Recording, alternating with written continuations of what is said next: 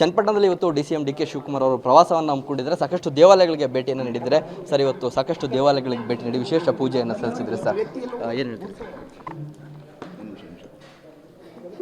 ಚನ್ನಪಟ್ಟಣದ ಜನತೆ ಬಗ್ಗೆ ನನಗೆ ಅಪಾರವಾದಂಥ ವಿಶ್ವಾಸ. ಈ ತಾಲೂಕಿನ ಜನತೆ ಹಿಂದೆ 4 ಬಾರಿ ನನಗೆ ಆಶೀರ್ವಾದ ಮಾಡಿದ್ದಾರೆ. ಮುಂದಕ್ಕೂ ಕೂಡ ನನಗೊಂದು ದೊಡ್ಡ ಶಕ್ತಿ ತುಂಬ್ತಾರೆ ಅಂತ ನನಗೆ ಭರವಸೆ ಇದೆ. ಈಗ ಒಳ್ಳೆ ಓಟ್ ಕೊಟ್ಟಿದ್ದಾರೆ. ಅವ್ರ ಋಣ ತೀರಿಸಬೇಕು, ಅವರ ಬದುಕಿನಲ್ಲಿ ಬದಲಾವಣೆ ತರಬೇಕು, ಅದಕ್ಕೆ ಬಂದಿದ್ದೀನಿ. ಸರ್, ಈ ಕ್ಷೇತ್ರದ ತವರು ಮನೆ ಸಾಕಷ್ಟು ಹಿಂದೆನೂ ಕೂಡ ಈ ಕ್ಷೇತ್ರ ಕೈ ಹಿಡಿದಿತ್ತು ಅಂತ ಹೇಳಿದೆ ಸರ್. ಸ್ಪರ್ಧೆ ಒಂದು ಆಸೆ ಕೂಡ ವ್ಯಕ್ತಪಡಿಸಿರಿ ಹಿಂದೆ ಸರ್. ಈಗೇನಾದ್ರು ಸ್ಪರ್ಧೆ ಮಾಡ್ತೀರಾ, ಹೇಗೆ ಸರ್? ಕಾಲ ನಿರ್ಣಯ ಮಾಡ್ತದೆ. ಸರ್, ನಿಮ್ಮ ಸ್ಪರ್ಧೆ ಬಗ್ಗೆ ಸಾಕಷ್ಟು ನಿರೀಕ್ಷೆ ಇದೆ ಸರ್ ಜನರಿಗೆ. ಕಾಲ ನಿರ್ಣಯ ಮಾಡ್ತದೆ.